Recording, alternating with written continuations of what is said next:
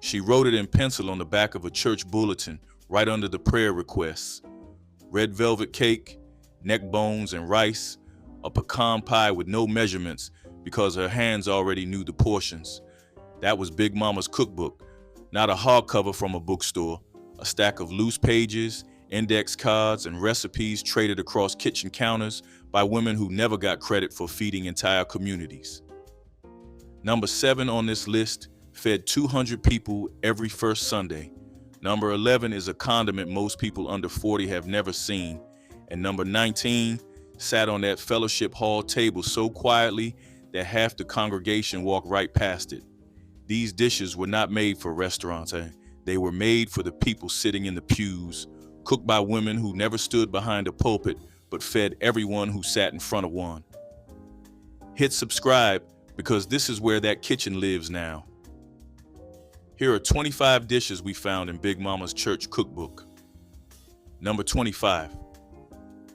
Salmon croquettes, canned salmon, drained and picked clean of bones, mixed with crumbled saltine crackers, a beaten egg, diced onion, salt and pepper, shaped into patties and fried in a skillet until the outside turned golden and the inside held together just enough to survive being lifted with a spatula. The salmon came from a can because fresh fish was not an option in most landlocked southern towns, and nobody considered that a compromise. Canned salmon was the fish of the church kitchen. It stored without ice, cost almost nothing, and stretched far enough to fill a platter for the Wednesday night supper. Big Mama pressed her croquettes thin so they crisped on both sides, and she served them on a plate lined with paper towels that soaked up the grease before the plate reached the table. The church cookbook filed them under main dishes right next to the fried chicken. Number 24, chicken spaghetti, boiled chicken pulled from the bone, mixed with cooked spaghetti noodles, diced onion, green bell pepper, a can of cream of mushroom soup, a can of diced tomatoes with green chilies, and enough sharp cheddar to cover the top twice. The whole thing went into a casserole dish and baked until the cheese bubbled and the edges turned dark. This was not Italian. This was not trying to be Italian. Chicken spaghetti was a church supper invention that borrowed the noodle and ignored everything else. It traveled well, reheated without complaint, and fed a dozen people from a single pan. The woman who brought chicken spaghetti to the fellowship hall never won the compliment contest. She won the empty dish contest, and that was the one that counted. The church cookbook filed it under casseroles, right between the King Ranch chicken and the tuna noodle bake, where the practical dishes lived. Number 23, 7-Up cake. A full bottle of lemon lime soda went into the batter along with butter, sugar, eggs, flour, and lemon extract. The soda made the crumb lighter than a standard pound cake without changing the density that held a slice together on a paper plate. Baked in a bundt pan, turned out onto a plate, and glazed with a thin pour of powdered sugar and lemon juice that hardened into a crackled shell. Big Mama made this cake when she did not feel like making frosting, which was more often than anyone in the congregation suspected. The church cookbook credited the recipe to a woman named Sister Daniels, who wrote in the margin that the soda had to be room temperature or the cake would fall. Nobody tested whether that was true. Nobody was willing to risk it. Number 22, pear salad, a canned pear half, drained and placed cut side up on a leaf of iceberg lettuce, a spoonful of mayonnaise in the center where the seed had been, topped with a mound of grated sharp cheddar cheese. That was the entire recipe. No dressing, no vinegar, no herbs. It looked like something a child assembled, and it tasted like nothing else on the table. The sweetness of the pear, the tang of the mayonnaise, and the salt of the cheese created a combination that made no sense on paper and perfect sense on the plate. Church cookbooks filed it under salads, which was generous, but it sat on the table at every covered dish supper in the South, and the women who made it never apologized for how simple it was. The garnish was a single maraschino cherry on top, which nobody ate, but everybody expected to see. Number 21, sour cream pound cake. Butter, sugar, eggs, flour, sour cream, and vanilla. No leavening agent. The weight of the eggs and the richness of the sour cream did the work, producing a cake dense enough that a single slice felt heavy in your hand. It baked in a burnt pan for over an hour, and the kitchen smelled like a bakery that had been running since dawn. No frosting, no glaze, no decoration.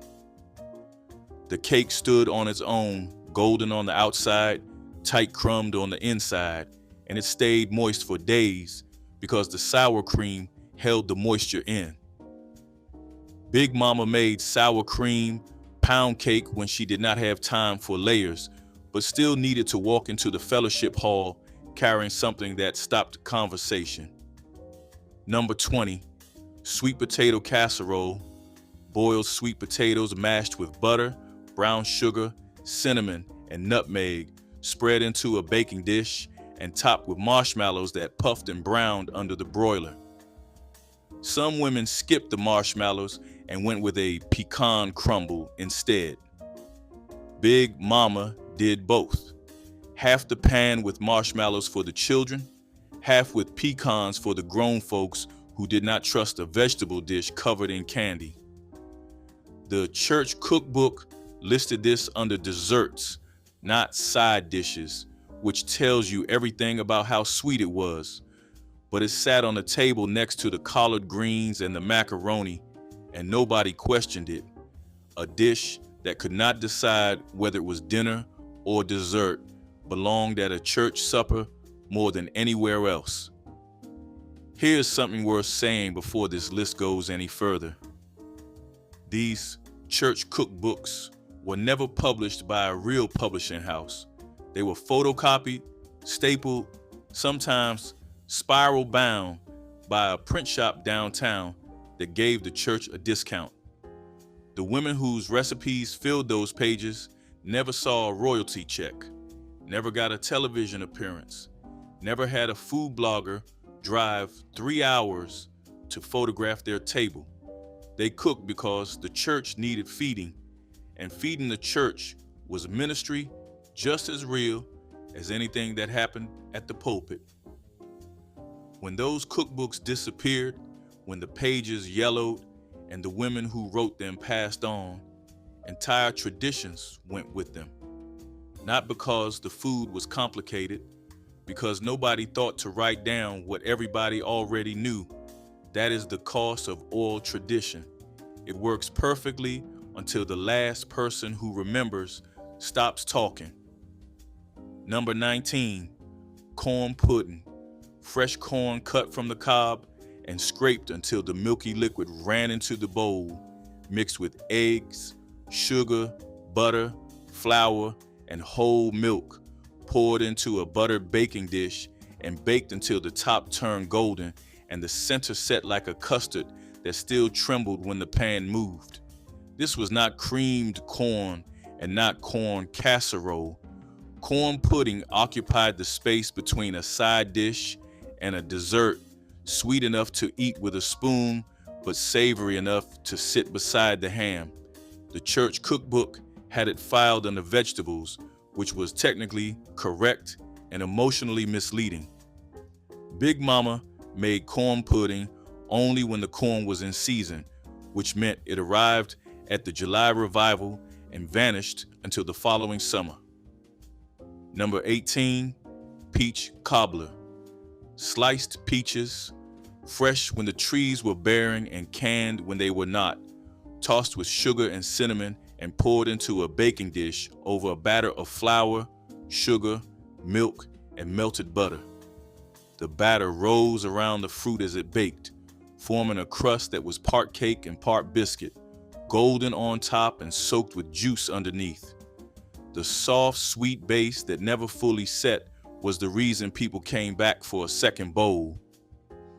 Big Mama served cobbler warm with vanilla ice cream at homecoming and without ice cream the rest of the year, because ice cream at church required a cooler, and the logistics of a cooler in the fellowship hall were more trouble than most deacons were willing to handle. Number 17, red velvet cake. 3 layers of cocoa-tinted cake dyed deep red with food coloring, stacked with cream cheese, frosting, spread thick between each layer and across the top, then smoothed down the sides until the whole thing looked like it belonged behind glass at a southern bakery. The color made it the loudest cake on the fellowship hall table, impossible to walk past without asking who brought it. The batter called for buttermilk, which reacted with the cocoa and the vinegar to produce a crumb softer than a standard chocolate cake but firmer than a sponge. The flavor sat between chocolate and vanilla without committing fully to either, a taste people argued about every time they ate it. The frosting was the dividing line. Big Mama used cream cheese, frosting, tangy and dense, thick enough to hold the layers together like mortar. Other women in the church used a cooked flour frosting, sometimes called ermine frosting, made by whisking flour into milk on the stove until it thickened, then beating it with butter and sugar until it turned white and fluffy. The cooked frosting was older. The cream cheese version was more popular. Both sides considered the other a mistake, and both sides discussed it at length during any covered dish supper. The church cookbook printed both recipes on facing pages with no editorial comment, which was the committee's way of refusing to choose. Big Mama's red velvet cake appeared at every funeral, every homecoming, and every pastor's anniversary dinner. She pressed chopped pecans into the frosting around the base, not because the cake needed decoration, but because it gave her hands something to do while the layers set and she was too restless to sit. The women who copied the recipe matched the cake but never matched the frosting, and most of them blamed the cream cheese brand, which was easier than admitting the problem was timing and patience. Number 16, divinity candy. Sugar, corn syrup, and water boiled to the hardball stage, then poured in a slow stream into stiffly beaten egg whites while the mixer ran full speed. The mixture turned into a glossy white mass that held peaks and tasted like sweetened air with a faint caramel finish. Spooned onto waxed paper in small mounds and left to set until the outside formed a thin shell and the inside stayed soft. Divinity could not be made on a humid day. The moisture in the air kept it from setting, and every woman in the church knew this, so divinity appeared only in the fall and winter when the weather cooperated. The church cookbook listed it under confections with a one-word note in the margin: dry. Number 15, ambrosia salad, canned mandarin oranges, canned pineapple chunks, shredded coconut, miniature marshmallows, and sour cream folded together in a bowl and chilled overnight so the flavors blended and the marshmallows softened into something between candy and fruit. Some versions added maraschino cherries, sliced bananas, or pecans, but Big Mama kept to the original 5 ingredients because she believed additions were corrections, and the recipe did not need correcting. Ambrosia sat on the table in a cut glass bowl that belonged to the church and appeared only at covered dish suppers, stored in the cabinet above the fellowship hall refrigerator between events. It looked like a dessert, tasted like a fruit salad that had been dressed up for Sunday, and disappeared by the spoonful. The grocery industry did something deliberate to these recipes. It replaced the ingredients. Lard became vegetable shortening. Butter became margarine. Canned broth replaced the bones, simmering on the back of the stove. The original recipes assumed you had a garden, a neighbor with chickens, and enough time to let a pot sit for 4 hours. The modern grocery store removed every one of those assumptions and replaced them with convenience products that were faster, cheaper, and worse. The women who wrote those recipes did not use lard because they were ignorant. They used it because it was the fat they had, rendered from the hog they raised, and it made a biscuit that no hydrogenated oil has ever matched. When the industry told a generation of cooks that their ingredients were dangerous, the damage went beyond the dinner table. It shamed the women who made the food. That shame did more harm than any dietary guideline ever could. Number 14, bread pudding. Stale bread torn into pieces, soaked in a custard of eggs, milk, sugar, vanilla, cinnamon, and melted butter, pressed into a baking dish and baked until the top turned golden and the custard set firm around the bread. The entire recipe existed because somebody had bread too old to eat and too much to waste, and the answer was to drown it in enough sugar and egg to make it taste intentional. Big Mama used the leftover dinner rolls from the previous Sunday, which gave her pudding a richness that regular sliced bread could not match. The rolls had already been buttered, and that extra fat made the custard heavier and the crust darker. She baked it in a cast iron skillet instead of a glass dish because the iron browned the bottom and gave the edges a shell that cracked when a spoon pressed through it. The church cookbook noted that any bread will work, which was true in theory but misleading in practice. White sandwich bread made a pudding that was soft and plain. Day-old rolls made one rich enough to serve without a sauce. Big Mama served hers with a warm vanilla sauce poured at the table, never in the kitchen, because the sauce softened the crust and she wanted people to hear it break first. The sauce was butter, sugar, vanilla, and a little hot water whisked together in a small pot, but it turned a humble leftover into something people discussed in the parking lot after the service. The church had bread pudding at Thanksgiving, at Christmas, and at the annual Women's Day luncheon. It appeared so regularly that the younger women assumed it was tradition. It was not tradition. It was thrift dressed in cinnamon and called dessert. Bread pudding was proof that a church kitchen wasted nothing and regretted nothing. Number 13, chicken and rice. Bone-in chicken pieces laid on top of raw rice in a baking dish. A can of cream of mushroom soup mixed with water poured over everything, covered tight with foil, and baked for an hour until the rice absorbed the liquid and the chicken skin pulled away from the bone. One dish, one pan, no stirring, no checking, no standing at the stove. The rice at the bottom turned golden and slightly crunchy where it pressed against the pan. The rice in the middle stayed soft and soaked with the flavor of the chicken drippings. Church cookbooks listed this under weeknight suppers, but it showed up at every bereavement dinner because you could assemble it in 10 minutes and carry it across town without worrying about spilling. Number 12, German chocolate cake. 3 chocolate layers with a filling made from evaporated milk, sugar, egg yolks, butter, and vanilla, cooked on the stove until thick, then stirred with shredded coconut and chopped pecans and spread between the layers and across the top. The sides stayed bare, so the dark cake and golden filling showed in cross-section like something built in layers on purpose.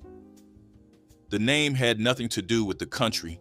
It came from a brand of baking chocolate, and most people in the congregation did not know that and did not care. What mattered was the filling, which was sweet, chewy, and rich enough to eat with a fork straight from the pot before it ever touched the cake. The church cookbook credited the recipe to Sister Harper, who added in the margin that the filling must cool completely before it goes on the layers, or the whole thing slides. Number 11, pepper jelly. Hot peppers from the garden, seeded and chopped fine, cooked down with sugar, vinegar, and liquid pectin until the mixture turned translucent and set up thick in the jar. Green peppers made green jelly, red peppers made red jelly. Big Mama made both and served them the same way, spooned over a block of cream cheese on a plate surrounded by saltine crackers and set on the fellowship hall table where the appetizers went. Most people under 40 have never seen this dish.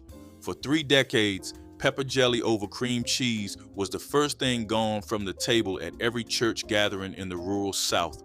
The heat from the peppers, the sweetness of the jelly, and the cool of the cream cheese hit in sequence, and by the third cracker, you could not stop. Number 10, cucumber sandwiches, white bread with the crust cut off, spread with softened cream cheese, mixed with a little mayonnaise and a pinch of garlic salt, topped with thin cucumber slices and cut into triangles.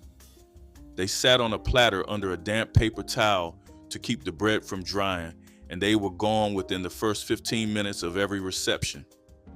Cucumber sandwiches were not Sunday dinner food. They were funeral reception food, baby shower food, women's auxiliary luncheon food. They appeared when the occasion called for something quieter than a casserole. Big Mama made 3 dozen at a time, arranged in concentric circles on a round tray and covered with plastic wrap, pulled tight enough to keep out every breath of air. Time equals 1 second / greater than number 9. Hot water cornbread.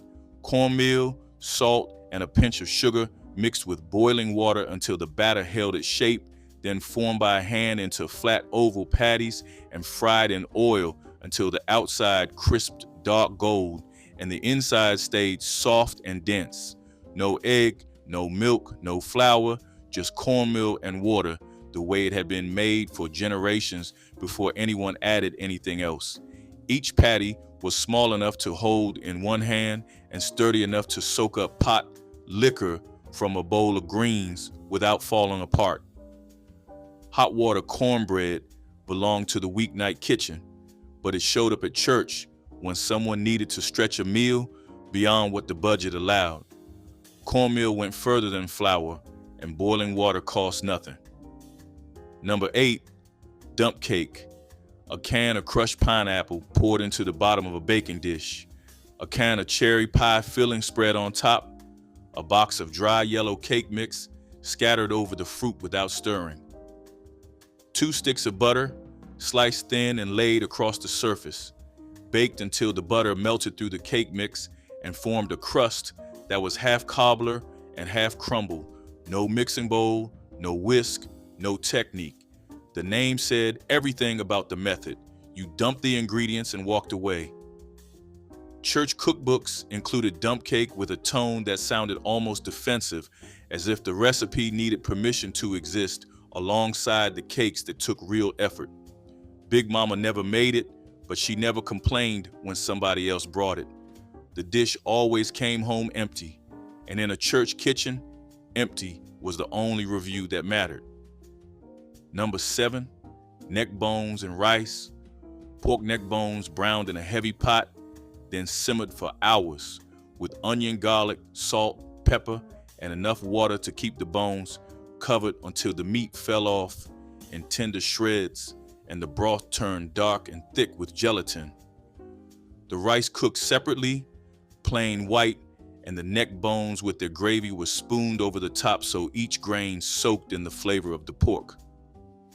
This was the dish that fed 200 people on first Sunday without straining a budget that had almost nothing in it, because neck bones were the cheapest cut at the counter, priced low because most cooks did not know what to do with them. Big Mama knew exactly what to do. She started at 4 a.m. before the deacons unlocked the doors, and by the time the choir stood for the opening hymn, the kitchen smelled like onion and slow pork and cayenne. The meat on a neck bone is small, wrapped tight around the vertebrae, and it demands patience. You picked up the bone with your fingers and pulled the meat with your teeth, which meant neck bones were not polite food. They required a napkin tucked into your collar and a willingness to get your hands working at the Lord's table. The church cookbook listed neck bones under economical meals, a section that held only 3 recipes, all built on parts of the animal that cost almost nothing. The women who cooked from that section did not treat economy as a limitation.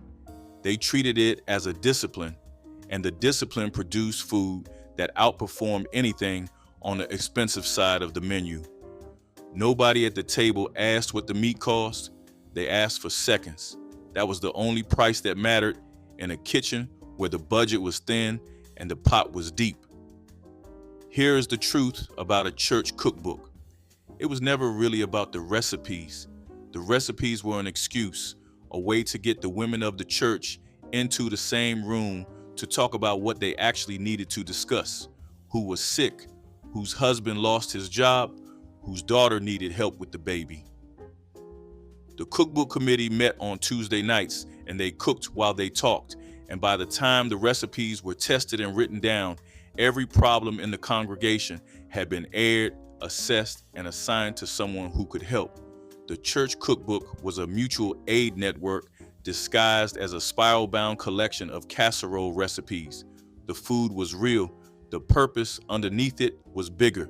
And when those cookbooks stopped being printed, when the women who organized them passed away, the network went with them. The recipes survived. The system behind them did not. Number 6, hummingbird cake, ripe bananas, crushed pineapple, chopped pecans, and cinnamon stirred into a batter made with oil instead of butter, which kept the cake moist for days without refrigeration. Baked in 3 round pans, cooled, and stacked with cream cheese frosting that went on thick because the cake was dense enough to hold it. The flavor was sweet, tropical, and impossible to identify on the first bite. Most people tasted banana. Some tasted pineapple. Almost nobody guessed both. The church cookbook credited the recipe to a magazine clipping from the late 1970s, which was probably true because hummingbird cake appeared in Southern church cookbooks almost simultaneously across 5 states, like a recipe chain letter that found its audience overnight. Big Mama added black walnuts instead of pecans, a substitution she defended with silence every time someone questioned it. Number 5, tuna casserole. Egg noodles boiled and drained, mixed with canned tuna, a can of cream of mushroom soup, frozen peas, and enough milk to thin the sauce, poured into a baking dish, and topped with crushed potato chips, baked until the chips turned golden and the edges bubbled. This was not a dish anyone bragged about. Nobody requested it by name, but it showed up at the church when someone needed a meal delivered on short notice, because every ingredient came from the pantry shelf, and the whole thing took 30 minutes from counter to oven. Tuna casserole was a dish of last resort that tasted better than it had any right to, and the women who made it understood that dependability was a form of generosity, more useful than ambition. Number 4, fried corn. Fresh corn cut from the cob and scraped deep enough to pull the milk and the pulp along with the kernels, cooked in a skillet with bacon drippings, butter, salt, pepper, and a little sugar until the mixture thickened into something halfway between a side dish and a savory pudding. The corn stuck to the bottom in places, and those brown bits were stirred back in because they carried more flavor than anything else in the pan. Fried corn required fresh ears, not canned, not frozen. The corn had to come off the cob that morning, ideally from a garden close enough to walk to, and it had to be the sweet, milky kind that snapped when you bit into a raw kernel. The church cookbook listed fried corn under summer vegetables only. Number 3, yeast rolls. Flour, yeast, sugar, salt, butter, milk, and an egg. The dough rose twice, once in the bowl and once in the pan, and the rolls came out of the oven soft enough to pull apart with your fingers and light enough that a basket of 12 weighed almost nothing. The crust was barely there, a thin golden skin that gave way to a warm, pillowy center. Big Mama brushed the tops with melted butter the moment they came out of the oven. The butter soaked into the crust and made it shine.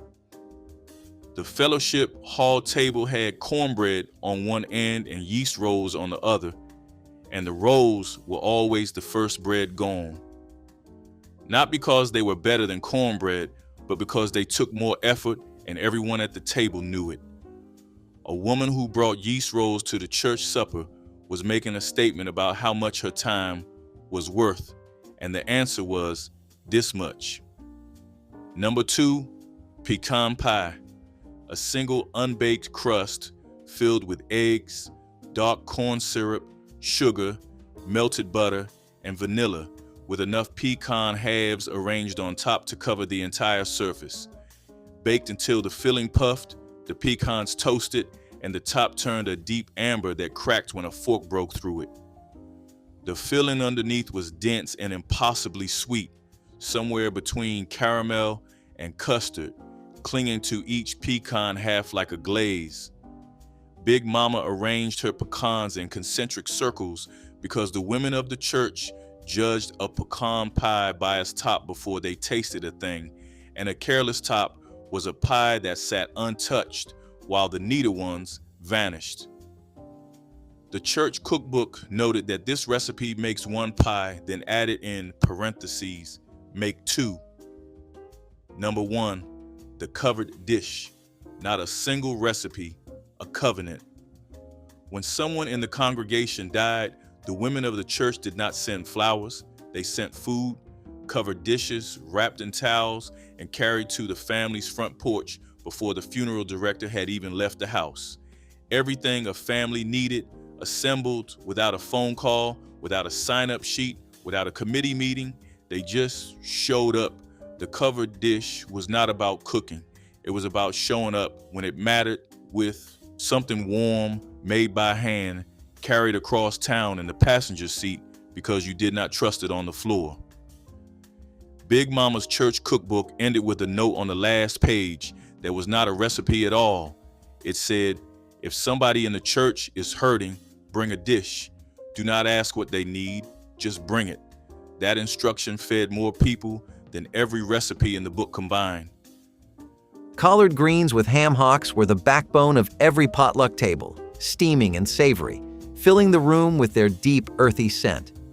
The greens were washed over and over in cool water, not just to clean them, but to honor the work that went into growing them. The ham hocks simmered for hours until the meat softened, sending flavor through every leaf.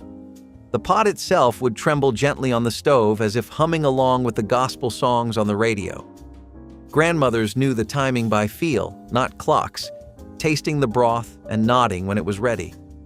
A good pot of greens could stretch a meal, feed a family, and feed a crowd all the same.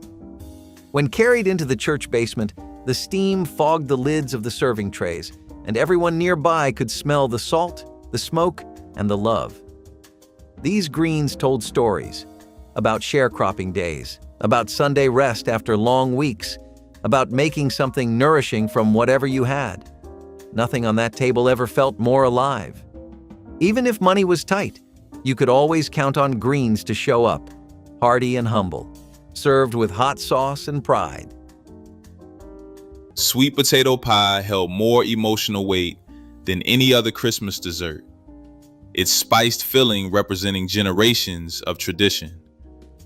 Roasted sweet potatoes were mashed smooth with butter, sugar, eggs, and evaporated milk until silky and fragrant with nutmeg. The mixture was poured into homemade pie crusts and baked until the center barely jiggled, achieving perfect texture.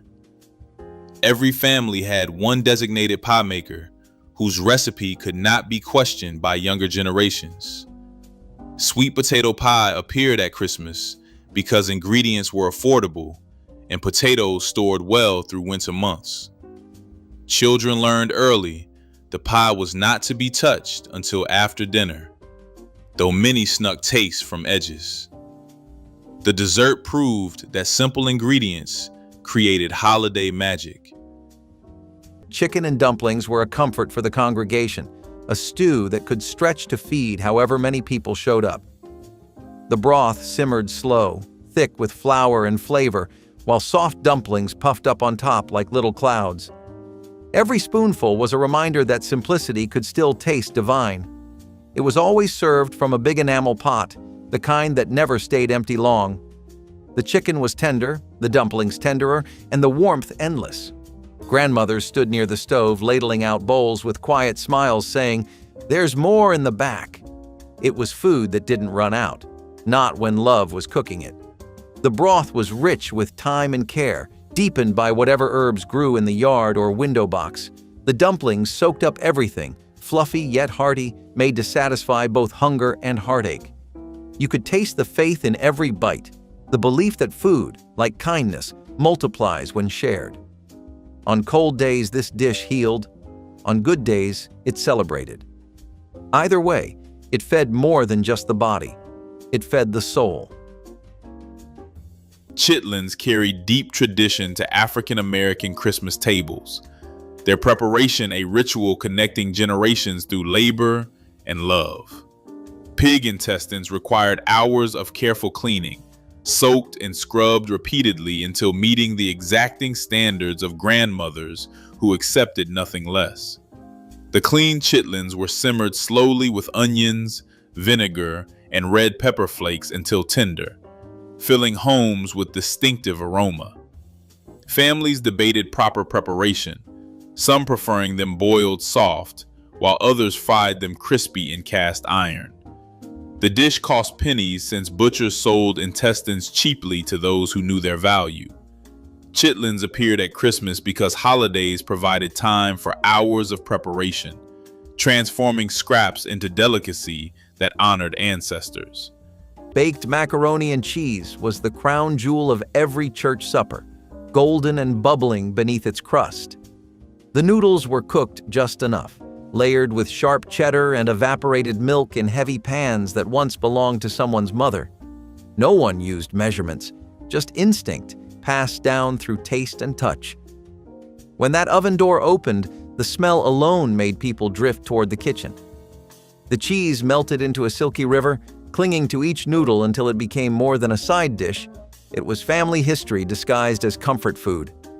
Kids hovered close with their plates, hoping to get the corner pieces where the cheese crisped just right. Grandmothers guarded their recipes but always shared a serving, smiling at the next generation and saying, "Now this is how it's supposed to taste." On potluck Sundays, the pan came back scraped clean, proof that love and patience never wasted. It was food that reminded people of who they were and why the best things in life take a little time to bake. Red velvet cake stood tall on Christmas dessert tables, its dramatic crimson layers representing celebration and culinary achievement. Cocoa powder and vinegar created distinctive flavor, while red food coloring transformed ordinary batter into something spectacular. The cake baked into tender, velvety crumb that sliced clean against stark white cream cheese frosting. Mothers prepared red velvet days before Christmas, allowing flavors to meld and frosting to set. The cake impressed guests who assumed its beauty required professional skill, not realizing how simple the recipe was. Red velvet became associated with Christmas because its colors matched the holiday perfectly. The ingredients cost little more than ordinary cake, yet results looked like something from a fancy bakery. Cornbread dressing had the power to hush a crowded room. Crumbly, golden, and rich with sage and broth, it was the dish everyone waited for. It started with leftover cornbread, dried and crumbled, then mixed with onions, celery, and whatever broth simmered on the stove that day. The smell rose thick and savory as it baked, the edges crisping just right. It carried the weight of care, a dish that took planning, patience, and heart. At church suppers, people lined up twice just to get another scoop. It was heavy with meaning, like Sunday itself, feeding body and spirit in equal measure. Each bite was tender but bold, soaked through with flavor and memory. The secret was always in the seasoning. Not just sage, but the way it was stirred by someone who knew exactly when it felt right. It was a dish that demanded respect, the kind that made silence fall between bites. Cornbread dressing was not made quickly. It was built layer by layer, like prayer. Even when the pan was scraped clean, the smell lingered, wrapping the room in something that felt a lot like gratitude. Homemade eggnog was the Christmas morning drink that adults sipped while children wondered what made it special.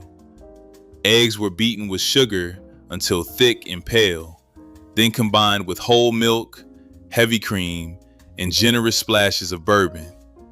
Nutmeg was grated fresh over each cup, its warm fragrance signaling Christmas had arrived. The drink required careful preparation, since raw eggs needed proper handling, but families considered effort worthwhile for tradition.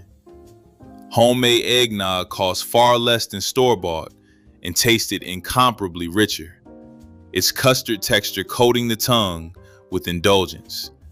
Children received virgin portions without alcohol, though they suspected adult versions tasted better.